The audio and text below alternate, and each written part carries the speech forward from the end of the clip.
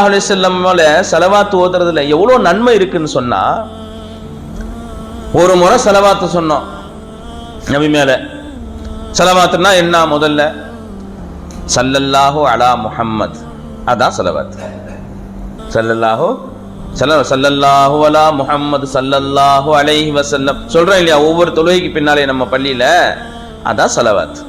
இல்ல அல்லாஹும்ம ஸல்லி அலா முஹம்மதின் வ அலா ஆலி முஹம்மதின் வ பாரிக் வ ஸல்லிம் அலைஹி, இதுவும் ஸலவாத். இன்னும் எவ்வளவோ ஸலவாத், நூற்றுக்கணக்கான ஸலவாத் ஹதீஸ்கள்ல வருது. பெரிய ஸலவாத் இருக்கு, சின்ன ஸலவாத் இருக்கு, ஒன் லைன் ஸலவாத் கூட இருக்குது.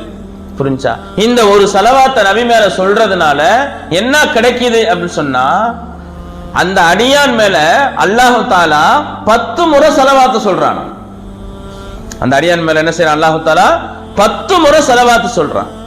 அந்த அடியானுடைய தரஜாவை அல்லாஹ் தஆலா உயர்த்திடுறான், அவருடைய பாவத்தை மன்னிச்சிடறான்.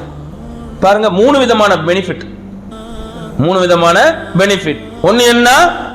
சொன்னதுக்கு 10 முறை ஸலவாத் சொல்லிடுறான், ஒரு முறை சொன்னா. அதுக்கப்புறம் நம்முடைய பாவத்தை மன்னிச்சிடறான், நம்ம பாவத்தை மன்னிச்சிடறான். அதே போல என்ன செஞ்சிடறான்? அல்லாஹ் தஆலா அவங்களுடைய தரஜாவை உயர்த்துறான். புரியுதா? ஒன்னு சொன்னா 3 விதமான பெனிஃபிட். ஒன்னு சொன்னா 3 விதமான பெனிஃபிட்.